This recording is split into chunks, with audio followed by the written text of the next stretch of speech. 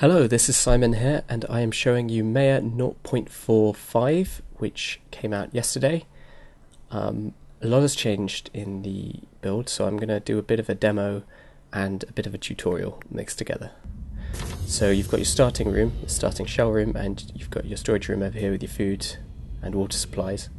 And we've got this reasonably clear area out the front, which is a good start. So first we need building materials, so we're going to dig out this area. You'll notice on the left there is a vent, so we need to wall that off so it doesn't pollute the atmosphere of our base. We'll dig out this area too so we can join the room up. Now we're going to build the living room, which is the new room in 0.45, and we're going to place the workshop so we can start building objects. Placing objects now is a bit different. The doors are context sensitive when you mouse over walls, so you don't have to dig through a list for them anymore. And when you place objects, you get this nice grid readout and a bearing, so you can place them very accurately now.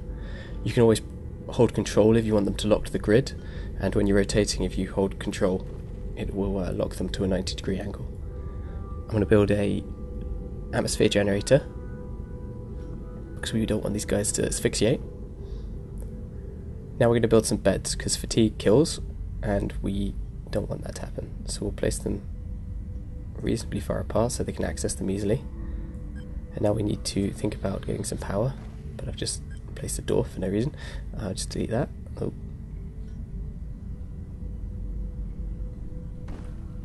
So we'll build some wind turbines, as this seems like a reasonably windy level.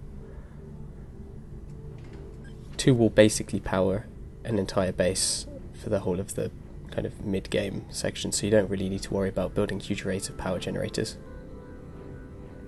Delete any plants that are growing up near your base, because they can block the entrances, and they'll also attract creatures that will go there for food.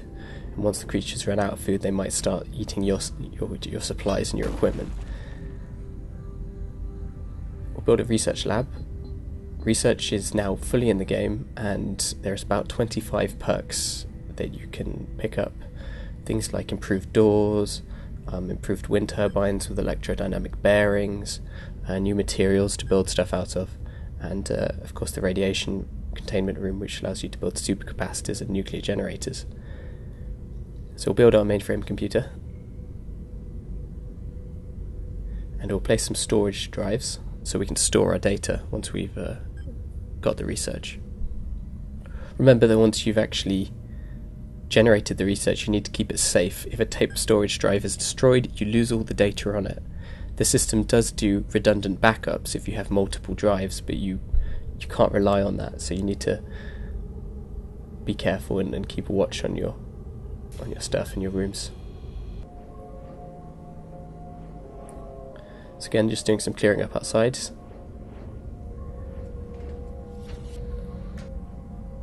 And our colonists are getting on with things. The colonists will build a lot faster now because they can delegate jobs between each other. They can communicate when they're within 4 meters of each other, and that allows them to be kind of a lot more useful and a lot more efficient. It's going to build a solar still. You need to watch your water and food levels now, because dehydration and starvation can happen a lot quicker.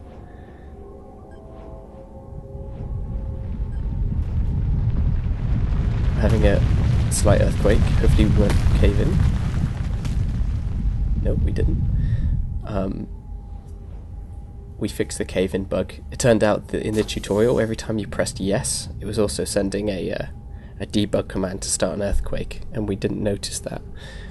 So yeah, sorry anyone who's struggling with the tutorial. So place a hydroponic so we can start growing some food, as we don't want our colonists to die of starvation.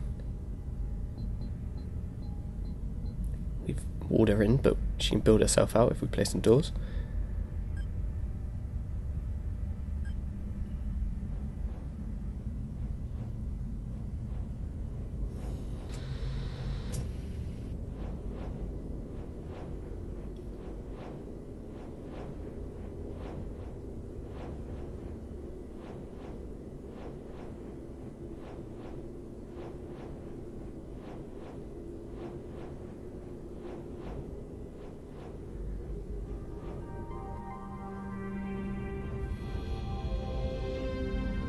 So we've got an email. It's not overly optimistic.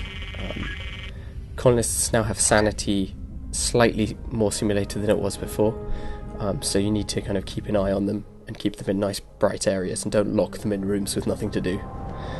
So we've pulled in some new colonists from orbit. You can do this without a communications tower, mostly as a hack for the alpha, but there's a comms unit in the airlock now.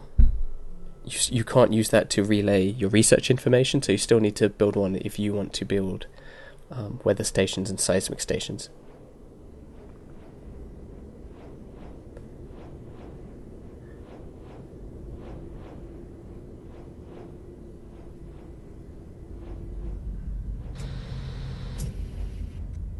So as you can see, our computer's now got some data and it's churning it away,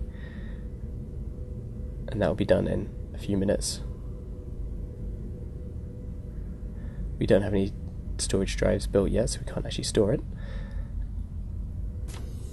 So I'm going to dig out a new area, I think, because we don't have any fossils, and they are very useful for researchers. They give you quite a lot of data on the ecology.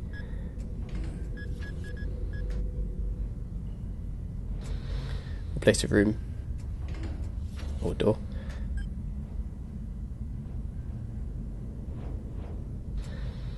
The workshop table will show you the previous thing built, so if you're worried that your colonists are not being productive, you can always check what they've been up to at the workshop table. I'm going to build a couch here so they can rest quicker. Again, pressing control when rotating will let you lock into 90-degree angles nicely.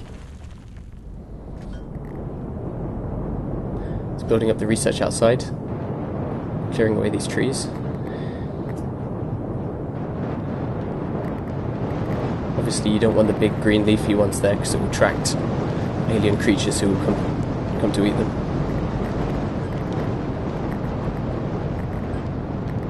So the alien creatures aren't too near the base. You'll notice that the ecosystem's a lot more mature as well now. The plants will grow up in patches and they'll fight each other for areas of resourceful ground, and you'll get a nice little accurate ecosystem spawning over the place. Right, well that's it for today. I will make another video soon of 0.46. I'll see you then.